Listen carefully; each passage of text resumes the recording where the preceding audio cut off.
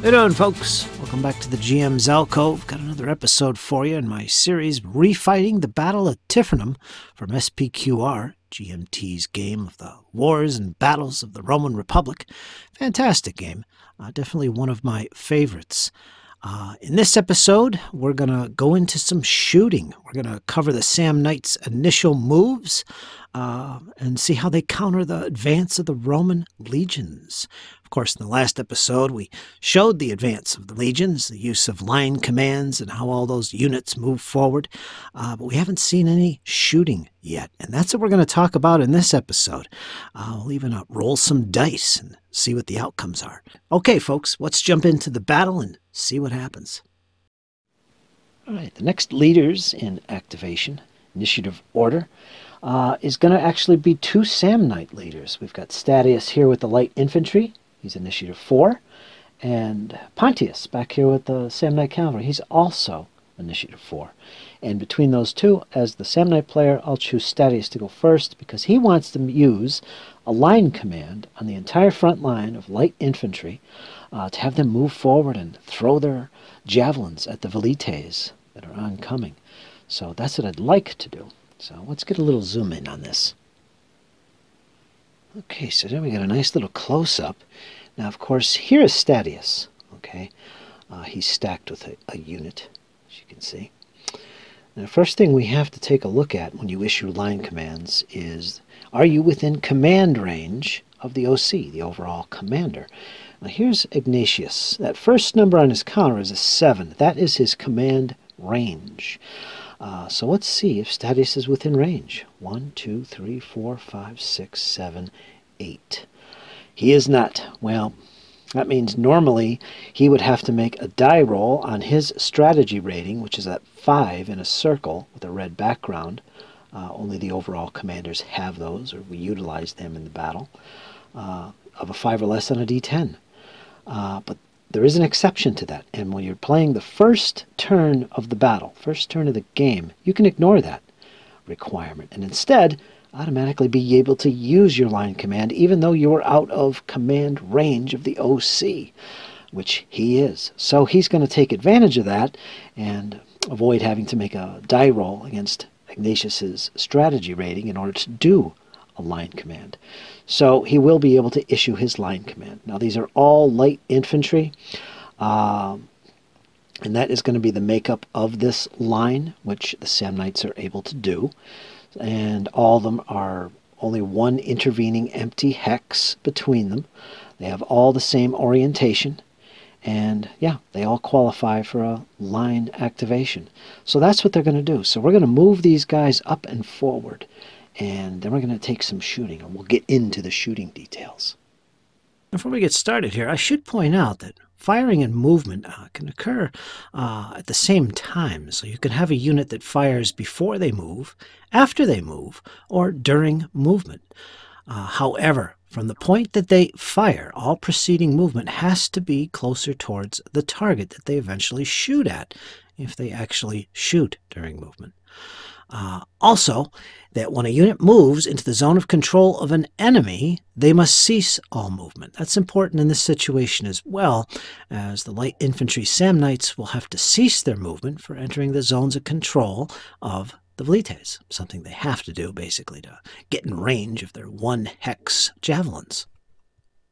Now, because the velites are using what's called entry reaction fire, all the movement of the units in the line command, which is all the light infantry in the front line in this case, must finish all their movement before we actually resolve any of the shooting. Otherwise, units move on their own, they shoot, and reaction fire happens as it happens. But in this case, it all happens once all the units are finished moving. Then we resolve the fire. Now, regarding entry reaction fire, this always goes first, or is resolved first, before the actual firing of, in this case, the light infantry Samnites. So what's going to happen here is all the light infantry are going to move forward, end movement adjacent to the enemy velites, and then once all movement is done, we're going to resolve the fire from the velites first, and then the light infantry will be able to return fire. And there you go. The Samnite Light Infantry has moved forward, and I'll put a little marker there next to their line just to remind me that they all moved. You can also see Statius remained behind. He could have moved with the unit or with the line, but he chose to stay behind. And basically, here's the situation. What's going to happen is that all these velites, they have an option whenever an enemy moves adjacent to them. In this case, reaction fire. And that allows them to fire at these guys as they enter their hex. Now, since this is a line command, all movement is finished first before any shooting from either side is resolved. And if you're going to use reaction fire, because an enemy has entered your hex, it comes before any fire that the moving units are planning to make, which in this case does apply. So the timing of this, in this case, is all the units in this line, the light infantry, will move. All the units will finish moving. Next, any reaction fire will be resolved from the velites. And then after that will be any firing coming from the moving Samnites. That'll be resolved last. So let's take a look at the shooting charts and how is it resolved. Really quite simple. Each unit that fires will roll a d10, and they need a target number. And to find those target numbers, we come to the missile range and results chart. First thing we do is we look up the type of unit that's firing. In this case, foot javelins. Your velites would count as these as well.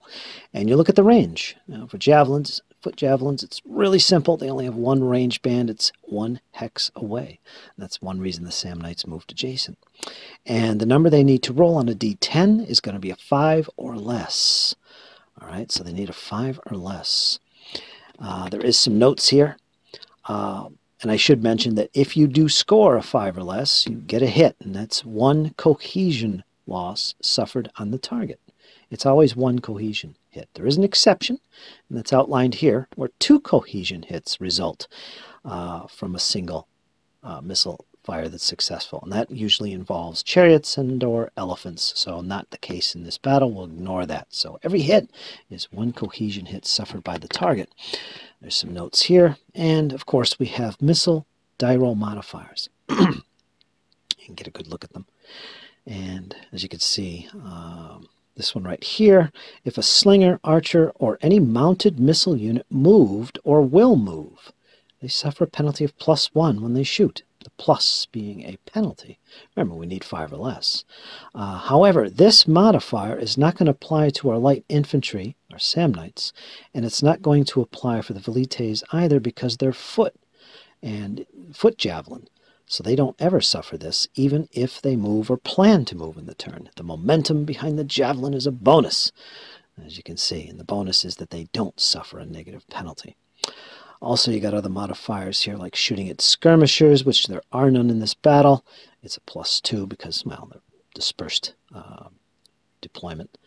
Another one here is firing unit is depleted. Depletion is the result of rallying after being routed. So you're a little bit less effective. You will suffer a penalty when you fire, if you're able to fire. And there's some other little modifiers there. Enough to say that what we need to do is everybody that's firing in this situation will need the same number, a 5 or less on a d10. Another thing to point out, to keep track of during the battle, is when units that are missile fire capable run out of ammo. And they could either be low missile or they could be no missile. No is where they're out, they can't fire, they have to reload. Missile low is where they have 1 shot remaining, and there's counters to represent this on units if they're missile low or missile no. And at the end of the turn, they'll have the opportunity to reload and get those missiles back. In our situation, involving the velites and the Samnite javelin, the Samnite light infantry, if they roll a 7 through 9, they are considered missile no. And if they are missile no, they have 1 more shot this turn remaining. So we mark them with a counter if they roll a 7 to 9 on their attack roll for missile fire. Yeah, so we need to pay attention to that. Okay, so let's look at this and do some dice rolling. This will be fun. First of all, the Velites have reaction fire, so they get to fire first. These guys that entered their zone of control, which is their front 2 hexes. And in the case of Velites, it's also their 2 flanking hexes. So let's start off with the Velites. They're going to need a 5 or less all the way down the line to hit. So all these Velites will resolve their shooting first. So let's roll a couple of these at least. This guy's shooting at him because he entered his zone of control. He needs a 5 or less. He gets a 5. That equates to 1 cohesion hit suffered on the light infantry. And this would go underneath like that. He's also not missile low, I should say. Next unit here, Velites, firing on the same target. Again, 5 or less. He gets a 1, so he causes a cohesion hit. So I'll put a little 2 right here and take away the 1. And it'll look like that. And at this point, the Samnite light infantry would return fire on one of the 2 Velite units that fired upon it. And this would go on down the line as the Velites get the chance to fire first with entry reaction fire against the Samnites. So there you go. That's the results of both sides firing at one another. The Velites firing initially against the Samnite light infantry, and so on. There's plenty of missile low markers in there where units rolled a little bit too high in their shooting attempts. And of course, there's plenty of cohesion hits taken by both the Velites and the light infantry. As you can see, the counters can kind of build up. Most of them are just to remind you. The most important, of course, are the cohesion hits. You really do need to keep track of them, and I tuck these underneath the units. The missile low or the missile no counters I usually leave on top or underneath the unit, and so you could still see the unit, because you pretty much got to see the unit. You want to be able to see facing whenever it moves. And yeah, I'll show you what that looks like in a minute here. And there they go, all straightened up. So for instance, the way I do it anyway, I like to put all those counters on the bottom unless they're really a temporary marker. I can leave them on top like movement markers. So for this guy, I've got missile low, and then any cohesion hits would go under that. He's taken 1. So I can usually judge it by the number of counters I could see on there, what's under there. Because it's always pleasing to see the artwork of the counters when we're playing the battles. And like I said, you have to know the facing whenever they move and that sort of thing. And that, incidentally, is why the Samnites are upside down in the camera view, because their facing is the top of the counters. So yeah, that is the result of shooting and how it's done. As well as that's the line command for Statius. He's basically finished. He could attempt to use momentum at this point. He has an initiative of 4, so he needs a 4 or less. All right, so with that said, it's time to resolve shock combat. Now, this is interesting. Normally what happens, heavy troop types like your legionnaires and your heavy infantry, medium infantry, basically when they move adjacent to an enemy unit, they're usually required to shock combat.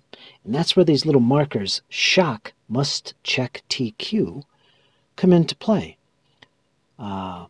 These are marked on units that move adjacent to an enemy unit, if they're a heavy enough unit. Like I mentioned, legionnaires, heavy infantry, and so on.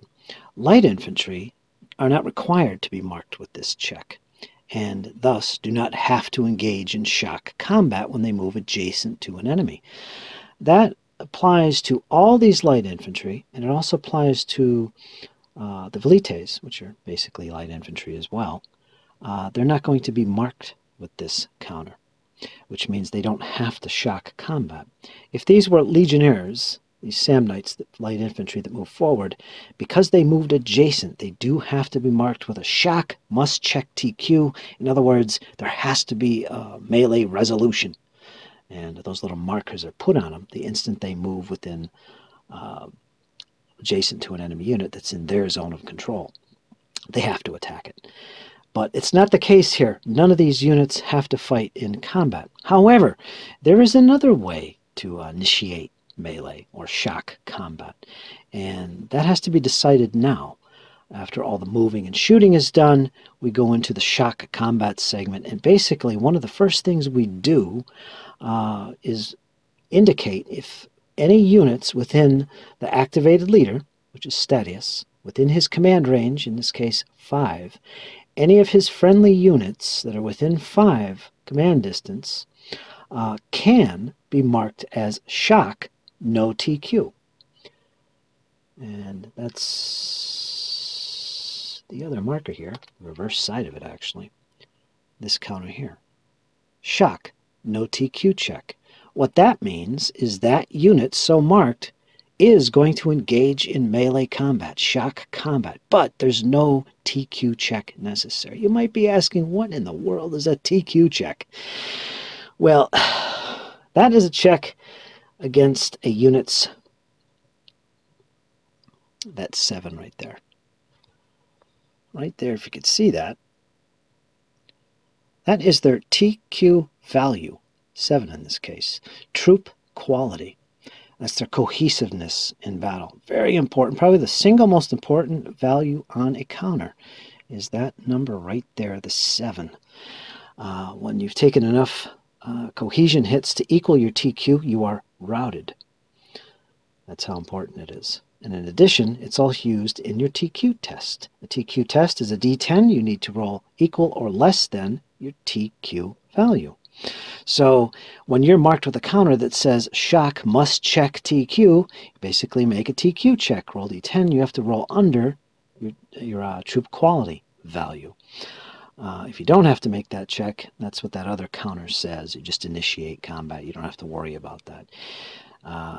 We'll get into the details of that when it applies. But it's enough to say that all these units, these Samnite units that are within his command distance of 5, can be marked with a shock, no TQ check. In other words, they can engage in melee if he wants. Now, in this case, we don't want to do that. We want the velites and the light infantry to just linger about throwing javelins at one another. I don't want to provoke the velites. So that's the end of that. Now, at this point, the Statius has to make a decision.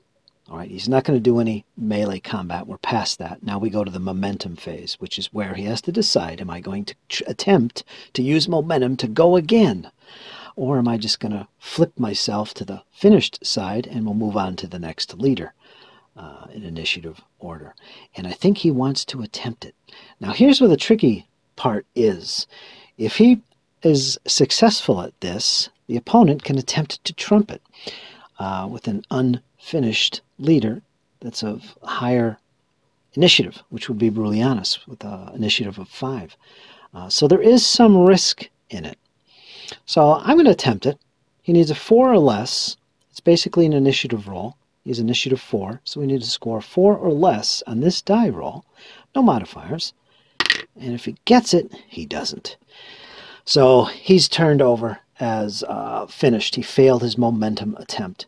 Now remember, if I had rolled a 9 on this attempt to use momentum, the die roll of doom kicks in. And if we take a quick look at that, this is the table you would roll again on to see what viciousness occurs during the battle. This gives you an idea. So yeah, most of the time you're going to get this result where it's 2 to 8 and it's leader attempting momentum is finished. Go back to phase A in the turn sequence, which is basically activating the next commander. If you roll a 9, no further leader activations may occur this turn, and play goes directly to the route and reload phase. This basically ends the turn for all leaders. So anybody that hasn't gone yet can't go at all. So it's risky business because of that. A 0 to 1 reactivation is possible. Play immediately transfers to the opposing player. In this case, it would be the Romans, who may activate any one of his leaders, regardless of whether the leader is finished or not. Such reactivated leaders may not attempt momentum afterwards. So, yeah, that's pretty risky business, too. And that's why they call this the die roll of doom. More good stuff. So, that's that. We'll flip him. He is finished for the turn. All right, so with that out of the way, you can see we have the moved markers showing who moved. If they move again, it'll incur cohesion hit. That whole sort of thing. And now we're going to the next in initiative order, which would be Pontius, which is back here. He's at a 4. I should point out you can actually trump your own leaders. For instance, if this commander right here, or Ignatius himself, if he wanted to go before him, he could do that. He could attempt to trump his own commander. So there is that. But we're not going to do that. We're going to stick with this. Pontius is next, and what he's going to do, he's going to try and fill in this gap with 1 or 2 units of light cavalry, maybe put themselves within a couple 4 hexes so that he can use harassment. There's a rule in here for harassment where light cavalry, for instance, can move a distance away from a target unit, say 4 hexes in this case, and without moving, he can engage the target with missile fire and hurry up and run back again. But there's no actual movement. It's basically an individual order you give a light cavalry unit in this case, who is 4 hexes away from a target. He can attempt that as an individual order to shoot at a 1 hex range against the target. It's pretty cool. It's called Harassment and Dispersal, I believe, H&D. I can't remember exactly what it's called. But I'm probably going to do that, move a couple of these units up here, just to kind of support the first line and keep any Hastati from getting around the flank here. So let's resolve that and see what happens. All right, so there we go. Pontius basically used a line command, he can only do 1, for his cavalry. And he adjusted the positions of 1, 2, 3, 4 of the cavalry units to where they are now. He could do that. If you remember, they weren't in a line or one behind the other. They weren't in a line or one behind the other like a column. They were more like a little clump. So in order to do the line command, he had to make sure that all those that he wanted to include in the line command were within his command range of 5, which they all were. And that's how all these units ended up moving. And again, that was his first line command of the first game turn. He doesn't have to be within the command range of the general, Ignatius, way over here, who only has a command range of 7. I say only, but that's actually pretty high for a commander, at least in this battle. So this is the position they're at. These 2 light cavalry units put themselves within harassment range of this Velite, which means for an individual order, these guys can fire on this Velite from this location. And the range category they use to do so will be 1. They literally, use your imagination here, they're literally moving to adjacency with this target and moving back in one go. But we don't actually move any of the counters. It's just something they do. Oh, I'm going to use harassment with this unit. Okay, trace a path to follow, and he can resolve his fire at 1 range hex, in this case with javelins, and then assume to go all the way back. Of course, the target does get to use that reaction fire against the target who is adjacent, just like up here. He does get to do that. However, in this case, instead of shooting before the harassment unit, they shoot simultaneously. So it's a little bit different, but it's an interesting way of using, say, light cavalry in this case, to harass the enemy and run back. And there's little rules for it here and there. But that's basically the gist of it and what I would like to do with it. So what's going to happen next? There's no melee combat going to take place. There's nobody in melee or adjacent within his command distance of 5. They're all up here. Wouldn't want to do it anyway. So what he's going to do is he's going to try and make a momentum check once again to see if he can go again with these guys. And by the way, you would mark these units of cavalry as moved if they did move, and they all moved. I think the only one who didn't move was where Pontius is located, I think.